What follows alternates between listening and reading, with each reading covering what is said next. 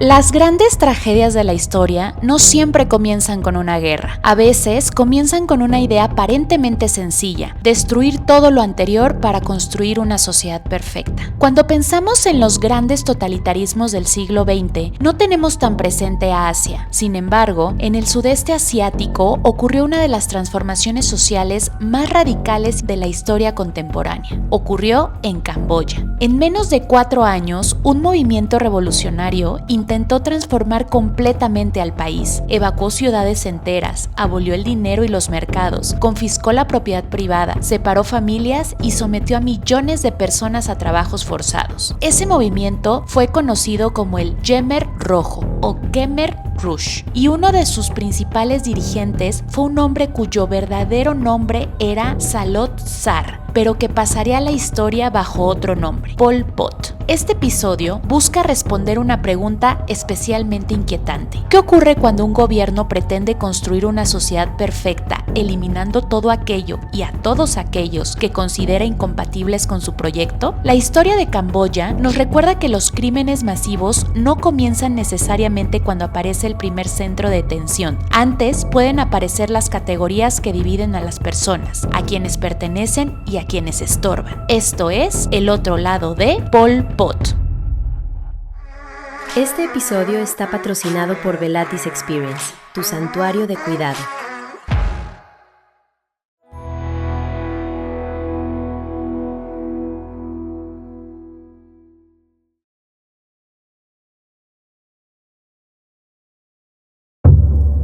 Antes de convertirse en Pol Pot, su nombre era Salot Sar. Nació el 19 de mayo de 1925 en Camboya, cuando el territorio todavía formaba parte de la Indochina francesa. Creció en una familia rural que, aunque pertenecía al mundo campesino, contaba con una posición relativamente acomodada y conexiones familiares con el entorno de la corte real. Su infancia resulta importante porque rompe uno de los primeros mitos alrededor de su figura. Pol Pot no surgió simplemente de una vida de pobreza extrema, ni fue un campesino sin acceso a la educación. Durante su juventud estudió en Phnom Penh, la capital camboyana. En la década de 1940 asistió al prestigioso Liceo Sisowat, donde coincidió con Ieng Sary, quien décadas después se convertiría en uno de los dirigentes más importantes del Khmer Rojo. Su trayectoria académica terminaría llevándolo todavía más lejos. A finales de la década de 1940 obtuvo una beca para estudiar en Francia. Ahí cursó estudios relacionados con radioelectricidad en París, aunque no llegó a obtener un título universitario,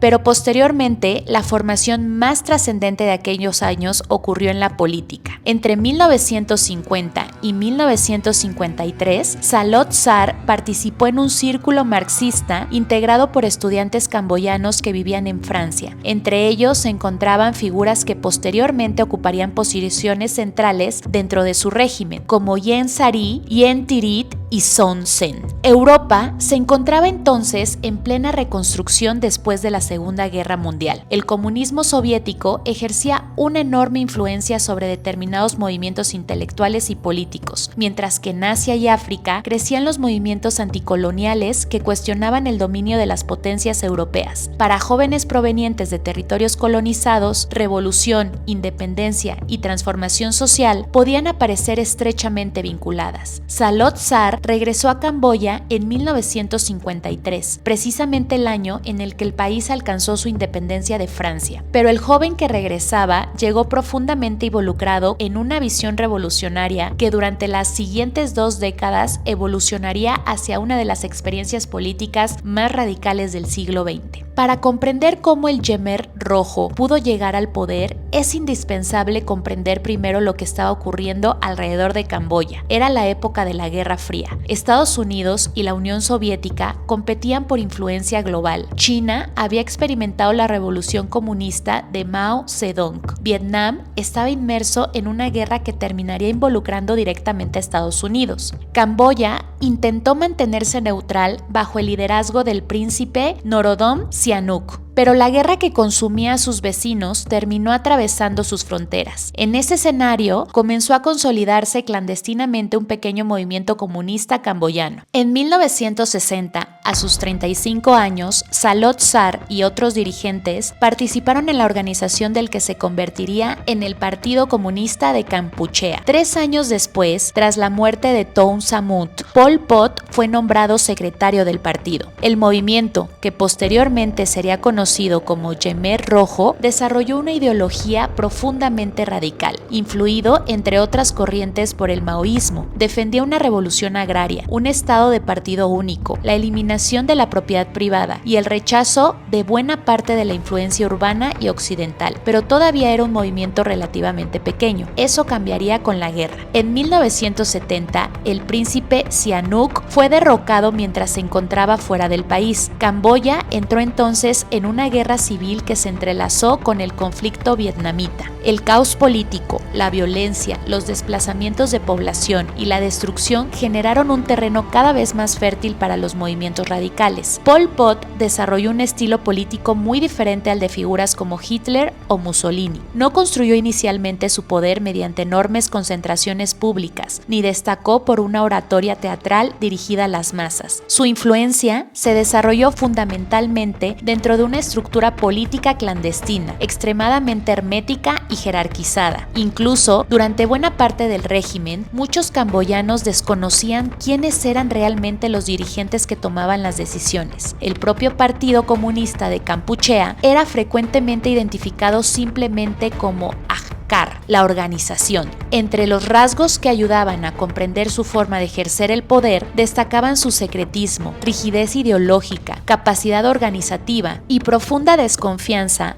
hacia quienes consideraba enemigos internos o externos. Sin embargo, es importante evitar interpretar estas características como una explicación psicológica suficiente de los crímenes cometidos. El régimen del Khmer Rojo fue una estructura colectiva de poder en la que participaron numerosos dirigentes, cuadros políticos, fuerzas de seguridad y autoridades locales. Su proyecto político partía de una idea radical. Camboya debía transformarse rápidamente en una sociedad agraria autosuficiente, eliminando las estructuras económicas, sociales y culturales que el movimiento consideraba contaminadas por el capitalismo, el colonialismo o las influencias extranjeras. Y esa idea terminó llevándose hasta sus últimas consecuencias. El 17 de abril de 1975, las fuerzas del Khmer Rojo entraron en Phnom Penh, después de años de guerra civil. En cuestión de horas comenzó la evacuación del capital. Hospitales fueron desalojados, familias enteras tuvieron que abandonar sus hogares, ancianos, niños y enfermos fueron obligados a desplazarse hacia las zonas rurales. La transformación no se limitaría a Phnom Penh. El objetivo era construir una sociedad radicalmente nueva. La propiedad privada prácticamente desapareció, el dinero fue abolido, los mercados fueron eliminados, las instituciones religiosas fueron perseguidas, las estructuras familiares tradicionales quedaron subordinadas al Estado, la población fue organizada en cooperativas y sometida a jornadas extremadamente exigentes de trabajo agrícola. Camboya pasó a llamarse Kampuchea Democrática, pero el proyecto revolucionario necesitaba también definir quién pertenecía a aquella nueva sociedad y quién no. Los habitantes procedentes de las ciudades fueron considerados frecuentemente gente nueva, mientras determinados sectores campesinos eran clasificados como gente base. El régimen desconfiaba especialmente de antiguos funcionarios, militares, intelectuales, profesionales, religiosos y personas que consideraba vinculadas con gobiernos anteriores o influencias extranjeras. La educación podía convertirse en motivo de sospecha. Hablar una lengua extranjera podía despertar desconfianza. Tener determinadas relaciones familiares podía ser suficiente para quedar bajo vigilancia. La revolución comenzó así a buscar enemigos, no solamente fuera del país, sino dentro de su propia población.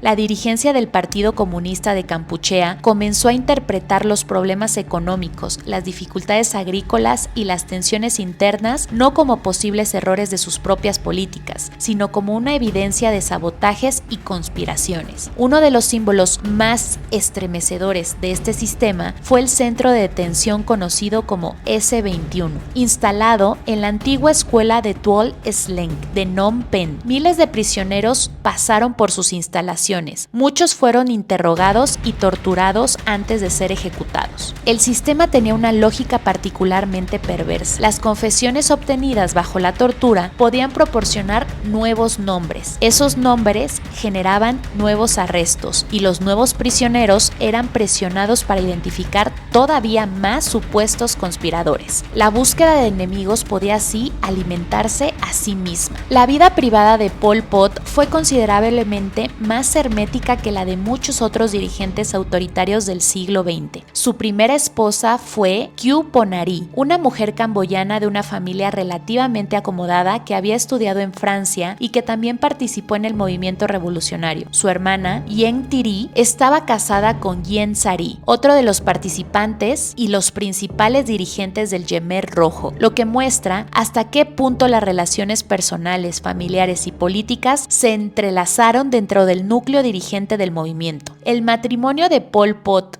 y Khieu Ponary no tuvo hijos. Con el paso de los años, ella desarrolló graves problemas de salud mental y ambos terminaron separados de hecho. Posteriormente, Pol Pot contrajo matrimonio con Mea Son, con quien tuvo una hija, Salot Sita, nacida durante los años en que el antiguo dirigente del Khmer Rojo vivía apartado en las zonas controladas por el movimiento cerca de la frontera con Tailandia. Una característica principalmente llamativa de su trayectoria fue la distancia existente entre su vida privada y las consecuencias de las políticas que encabezaba. Mientras millones de camboyanos eran sometidos a desplazamientos, trabajos forzados, hambre y persecución, la dirigencia del régimen funcionaba dentro de las estructuras reservadas y protegidas. Entre abril de 1975 y enero de 1979, Camboya sufrió una de las mayores catástrofes humanas del siglo XX. Las estimaciones varían según los estudios y la metodología utilizada, pero generalmente se considera que entre 1.5 y 2 millones de personas murieron durante el régimen. Camboya tenía entonces una población aproximada de entre 7 y 8 millones de habitantes. Esto significa que en menos de 4 años desapareció alrededor de una quinta parte y posiblemente cerca de una cuarta parte de toda la población del país. Pero no todas las víctimas murieron de la misma manera. Miles fueron ejecutadas, otras murieron como consecuencia de trabajos forzados, hambre, enfermedades, desplazamientos y condiciones de vida extremas. Determinados grupos étnicos y religiosos fueron objeto de persecuciones especialmente graves, entre ellos la población vietnamita y la comunidad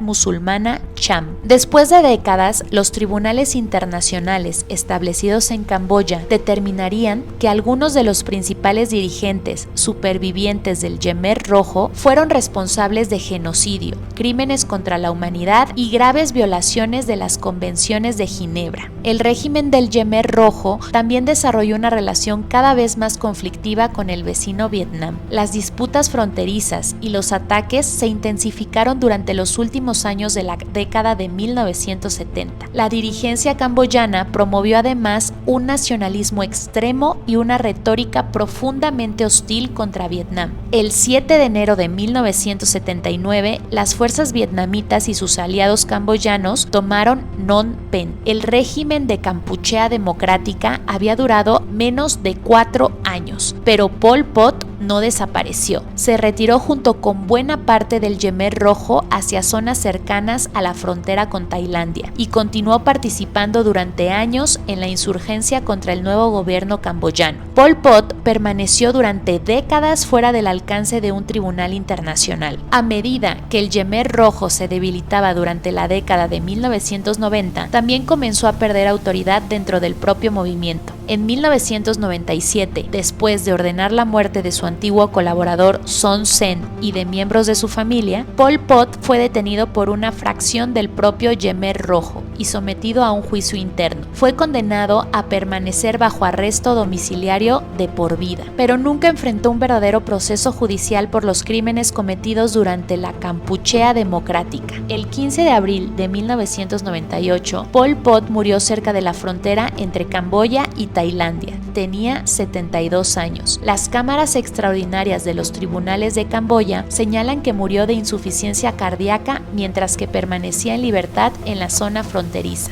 Años después, otros altos dirigentes del Khmer Rojo sí serían procesados. Uno de los errores más frecuentes consiste en imaginar que Pol Pot actuó completamente solo. No fue así. Actuó dentro del Partido Comunista de Kampuchea. El régimen funcionó mediante una extensa estructura integrada por dirigentes políticos, autoridades y fuerzas de seguridad. Otro mito consiste en pensar que todas las víctimas fueron ejecutadas directamente. En realidad, una parte sustancial de las muertes estuvo relacionada con las condiciones creadas por las propias políticas del régimen: trabajo forzado, desnutrición, enfermedades, desplazamientos y ausencia de atención médica adecuada, además de las ejecuciones y persecuciones. También resulta engañoso imaginar que el régimen comenzó inmediatamente con su nivel máximo de violencia. La radicalización fue un proceso. Primero se reorganizó la sociedad, después se clasificó a las personas, se identificaron enemigos, se restringieron libertades, se normalizó la vigilancia, las purgas se extendieron. El genocidio camboyano demuestra que las sociedades pueden ser destruidas no solamente mediante guerras entre países, sino también cuando un Estado comienza a considerar que determinados ciudadanos son obstáculos para alcanzar un supuesto futuro perfecto. La primera advertencia es la deshumanización. Cuando una persona deja de ser considerada como individuo y comienza a ser definida únicamente como enemigo, traidor, impuro o miembro de un grupo que debe desaparecer, la violencia encuentra una justificación. La segunda es el poder sin contrapesos. Cuando desaparecen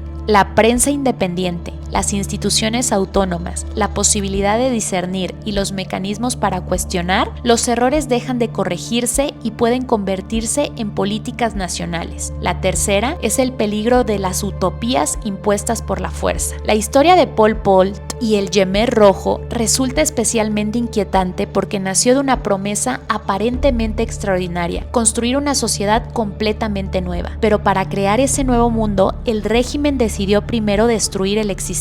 Destruyó comunidades, convirtió las diferencias en sospechas y finalmente convirtió a seres humanos en enemigos de una revolución que afirmaba que estaba construyendo un futuro mejor. La historia no puede devolver la vida a quienes murieron, pero puede impedir que desaparezcan también sus lecciones, porque ninguna idea política, ninguna revolución y ninguna promesa de un mundo mejor puede estar por encima del valor de una vida humana. Eso es quizá el verdadero aprendizaje que nos deja el otro lado de Pol Pot en Velatis Perspective.